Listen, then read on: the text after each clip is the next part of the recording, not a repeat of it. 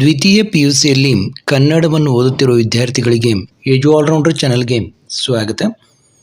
ನೋಡಿ, ಈ ವರ್ಷದ ಪ್ರಶ್ನೆ ಪತ್ರಿಕೆಯಲ್ಲಿ ನಿಮ್ಮ ಪ್ರಶ್ನೆ ಸಂಖ್ಯೆ 16ಕ್ಕೆ ಸಂಬಂಧಿಸಿದಂತೆ ಹೊಂದಿಸಿ ಬರೆಯಿರಿ.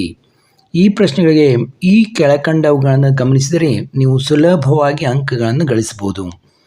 ಈ ಕನ್ನಡ ಪಾಸಿಂಗ್ ಪ್ಯಾಕೇಜ್ನಲ್ಲಿ ನೋಡಿ, ಗುಂಪು 1ರಲ್ಲಿ ಈ ಸೇಮ್ ಕಲರ್ ಇರುವನ್ನ ಇಲ್ಲಿ ನೀವು ಇದನ್ನು ಮಾಡ್ಬೋದು. ನಾಗಚಂದ್ರ, ಕದಡಿದ ಸಲಿಲಂ ತಿಳಿವಂದದೆ, ಪಗೆಯಂ ಬಾಲಕನೆಂಬರೆ, ಶತಕ, ಬೆಳಗುಜಾವ, ಮುಕ್ತಕಂಠ, TG ET ಯಲ್ಲಪ್ಪ, ಹತ್ತಿ ಚಿತ್ತ ಮತ್ತು ಒಮ್ಮೆ ನಗುತ್ತೇವೆ, ಸುಕನ್ಯಾ ಮಾರುತಿ.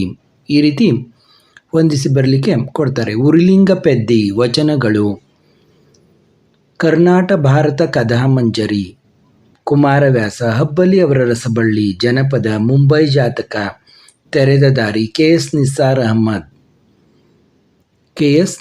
ಅಹಮದ್, ಶಿಲುಬೆ ಏರಿದ್ದಾನೆ, ಚಂಪು, ನಾಗಚಂದ್ರ, ಬಸವಣ್ಣನವರು, ಕೂಡಲ ಸಂಗಮ, ಜಾಲಿಯ ಮರದಂತೆ, ಪುರಂದರದಾಸರು, ಒಂದು ಹೂ ಹೆಚ್ಚಿಗೆ ಇಡ್ತೀನಿ, ಲಲಿತಾ ಸಿದ್ದಬಸವಯ್ಯ, ಸುಕನ್ಯಾ ಮಾರುತಿ, ಒಮ್ಮೆ ನಗುತ್ತೇವೆ. ಈ ರೀತಿ ನೋಡಿ, ಕದಡಿದ ಸಲಿಲಂ ತಿಳಿವಂದದೆ, ಪಂಪರಾಮಾಯಣ, ಪುಲಿಗೆರೆ ಸೋಮನಾಥ, ಪಗೆಯಂ ಬಾಲಕನೆಂಬರೆ, ದ.ರಾ ಬೇಂದ್ರೆ,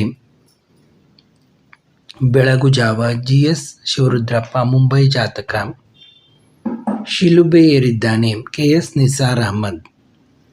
ಈ ರೀತಿ ಇಲ್ಲಿ ಒಂದು ಸೇಮ್ ಕಲರ್ ಇರುವನ್ನ ನೀವು ಹೊಂದಿಸ್ತಾ ಹೋಗಬೇಕು. ಇವನ್ನು ನೀವು ಪ್ರಾಕ್ಟೀಸ್ ಮಾಡಿದರೆ ಸುಲಭವಾಗಿ ಹೊಂದಿಸಿ ಬರೆಯಿರಿ. ಈ ಒಂದು ಭಾಗದಲ್ಲಿ ಪೂರ್ಣ ಅಂಕಗಳನ್ನು ಪಡೆಯಬಹುದು.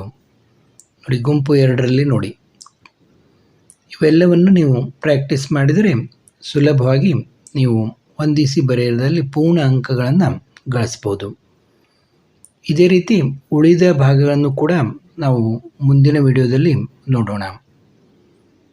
ಕನ್ನಡದಲ್ಲಿ ಪೂರ್ಣ ಅಂಕಗಳನ್ನು ಸುಲಭವಾಗಿ ಪಡೆಯಲು ಈ ಎಲ್ಲ ಒಂದು ಭಾಗಗಳು ನಿಮಗೆ ನೆರವಾಗ್ತವೆ.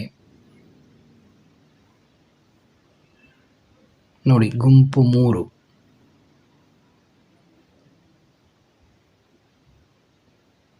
ಈ ರೀತಿ ನಿಮಗೆ ಹೊಂದಿಸಿ ಬರೆಯಲಿ ಕೇಳ್ತಾರೆ.